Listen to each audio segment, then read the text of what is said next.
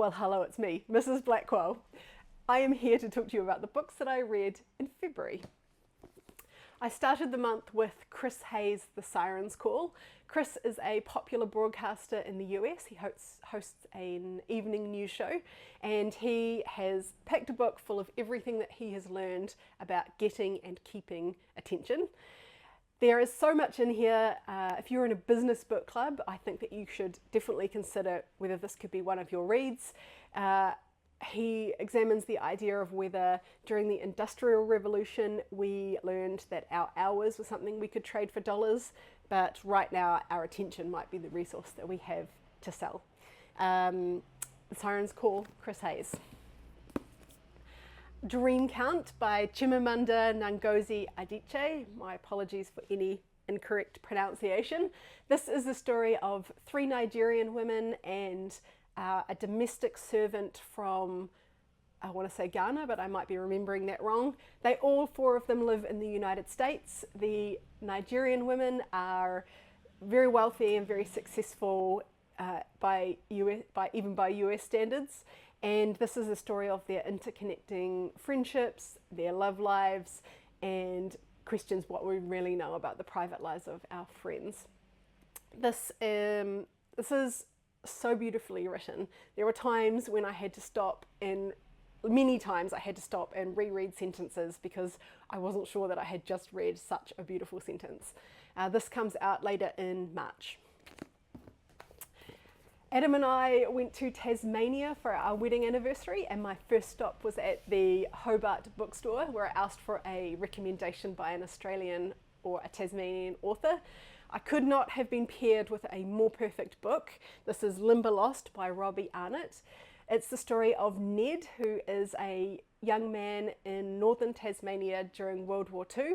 His older brothers have gone away to the war and he is at home on the orchard with his sister and father.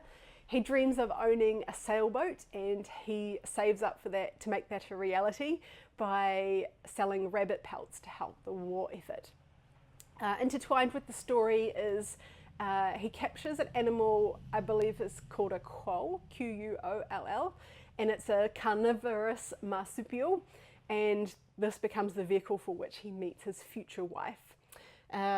This book appears to have won every literary award there is in Australia, and I can see why. If you're going to Tasmania and you want a book with a sense of place, I recommend Limberlost by Robbie, Arnott.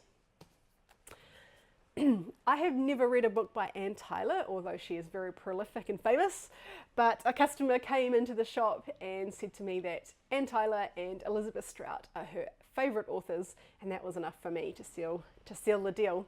This is a story of Gail and Max, who are a divorced couple who have reunited for 3 days in June for their daughter's wedding in Baltimore.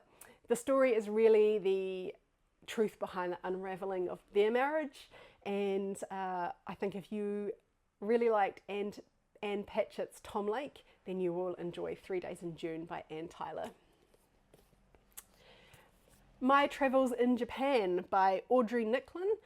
Audrey is a comic book artist and she has documented her family's trip to Japan with a mix of illustrations, cartoons about their interactions and conversations, and then also throughout there are some stamps and some real things that have been combined with the illustrations and the drawings.